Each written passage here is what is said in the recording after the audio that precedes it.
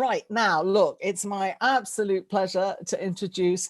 I just realizing how old I am because I know some of these people on this panel for many years. My God, this is really scary. So I'm delighted to introduce my old friend, the Right Honourable Liam Byrne MP, who is. I mean, he's got the most incredible history. I mean, as I say, we've known each other since God were a lad, as it were. He's currently the Shadow Mayor for the West Midlands. He's MP for Birmingham Hodge Hill. He's chair of the Global Parliamentary Network of the IMF and the World Bank. And he's the Gwilym Gibbon Research Fellow at Nuffield College, Oxford. Now, he has had the most extraordinary career in government. He had some of the toughest jobs, and I can attest to this because I was working at Number 10 at the time. He was at the Home Office. He was the Chancellor of the Duchy of Lancaster. He coordinated the cross-government programme in response to the 2008 financial crisis. And he was obviously at the Treasury as Chief Secretary to the Treasury, where he designed Labour's fiscal consolidation strategy. And in opposition, he's been equally active, serving as in a number of front bench positions. He's a prolific author and a leading authority, as it happens, on China. So, Liam, we are delighted to hear from you today. I'm very happy that you're going to be able to stay after your contribution and be part of the ongoing of a panel discussion. But now, over to you, Liam. Thank you so much. Great to see you. Looking fantastic and younger than ever, if I may say. I think I've been asked to share just three thoughts, really, which is based on a book that we published during the annual meetings for the IMF and World Bank last week. And the book is called Just Transitions, and it brings together 30 politicians, parliamentarians, policymakers, experts from around the world to reflect on what the roadmap post-COVID now needs to look like. And I want to draw out to just sort of three thoughts from that, which really kind of struck me. The first thought really is that recovering from COVID, unfortunately, is simply going to be the first circle of hell. I mean, the crash that we are watching unfold is much, much bigger than we had 10 years ago. This is going to be the worst global recession since the 1930s. FDI into emerging markets will take at least 10 years to recover. Half of jobs in Africa may go.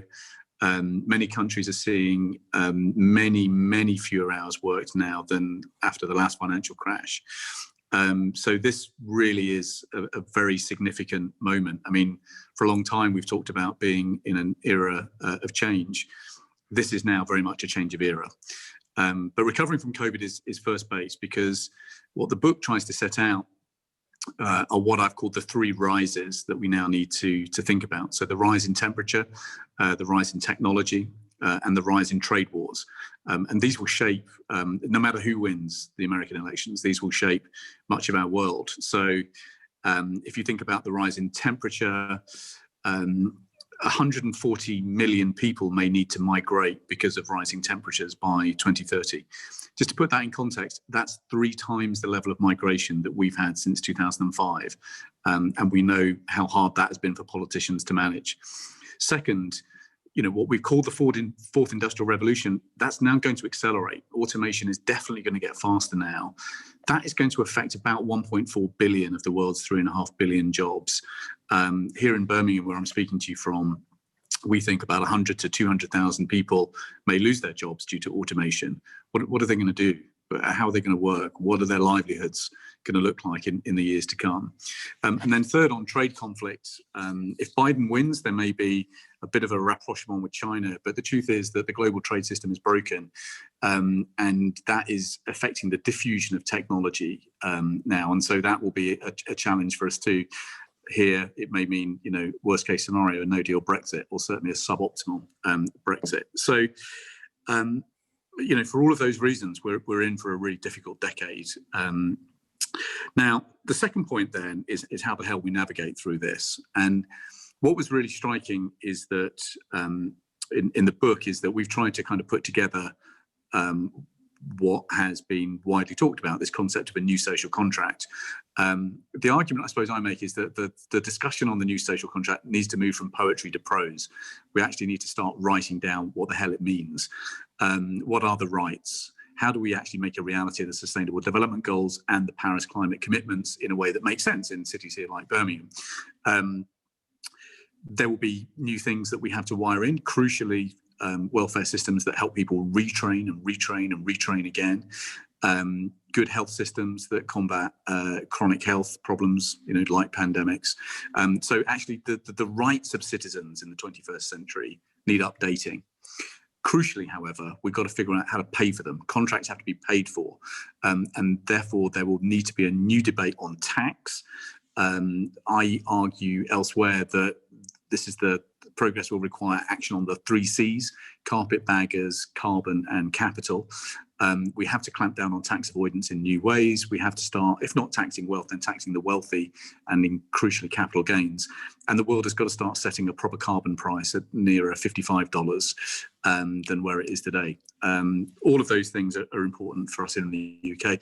And then the final piece of the puzzle is about inclusive capital markets. So we are not going to be able to finance the new social contract without mobilising private sector investment in very significant ways. That means mobilising pension savings. So globally, there's about $35 trillion in pension savings.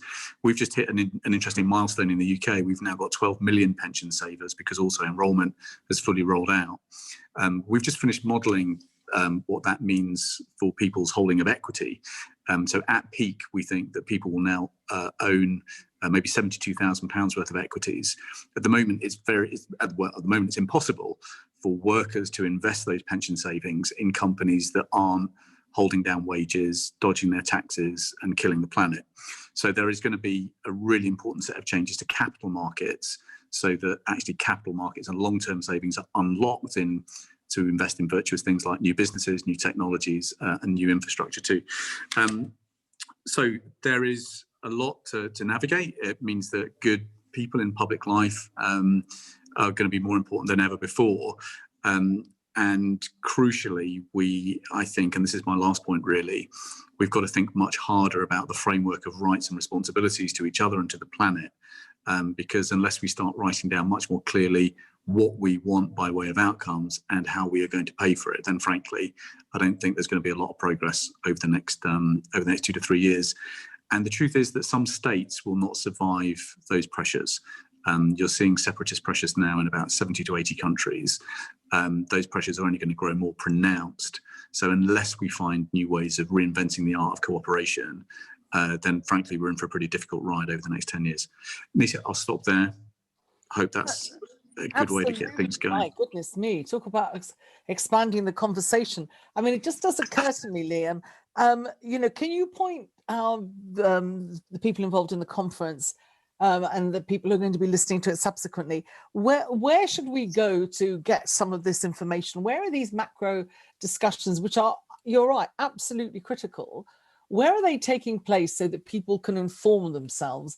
Because, to be completely honest with you, I mean, I like to think that I'm kind of, somebody who knows that is involved in some of these discussions. But the points that you've made, again, kind of eye-watering and mind-opening. Where should we go to read stuff around this?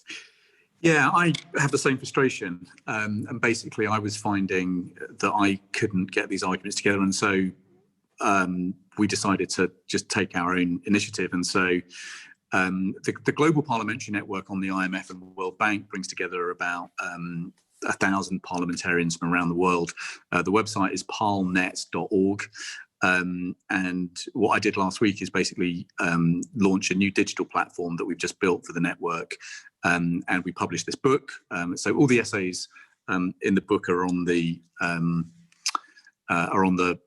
digital platform. I can share an Amazon link actually, if that's helpful, and indeed a non-Amazon link to the book. I mean, the only other group that's really thinking about this is the Club de Madrid World Leadership Alliance, which is some of you will know is the industry association for former presidents and prime ministers.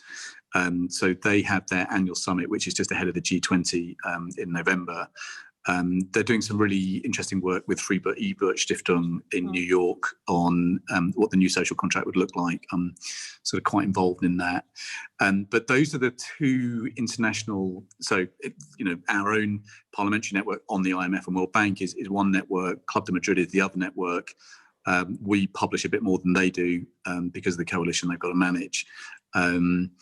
I've found those two places basically to be the best arenas for this debate because, like you, I struggle to see where else it is. But I mean, you're absolutely right, because part of the problem here in the UK is that we've become, in terms of international, we've become so obsessed about Brexit as being the only international conversation that we've been having, that these kind of very important macro questions, which are and issues which are going to affect how we can respond. I mean, there's absolutely no point a country going off in a direction which is not going to be sustainable because of these international issues. I mean, we'll just be compounding the problem of disillusionment and disenfranchisement and all the rest of it. So I think that, I think that the work that you're doing and the issues that you're posing, however difficult they may be, are an incredibly important framing, which all of us. Well, I think back to, I think back to when we were working together, in the early years of New Labour, and we had a particular view about globalization and its virtues. And actually, in retrospect, I think we were slightly, if not blind, then certainly naive about some of the forces that we were unlocking. And one of those forces was the seminal rise in inequality. And we did not design institutions that were strong enough or robust enough to check that. And I think Brexit was one of the consequences of that. But the world is going to deglobalize now a bit. Quite how much we don't know. And what progressive people need to do is to begin thinking through how do we re-globalize better. And that has big implications for our relationship with China, our relationship with One Belt, One Road, and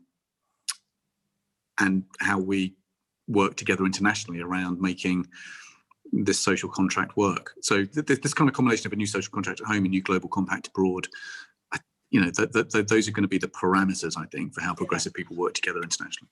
I mean, if we look at the crisis in the 1930s, I mean, the international institutions that arose out of those have basically kept us going for 50 years. And therefore, one didn't start the 30s with that conversation, but you certainly ended after the Second World War with that conversation about what needed to happen, what those international institutions and the architecture needed to be. Look, I think this is a really good opportunity to move on to the panel discussion, Liam. So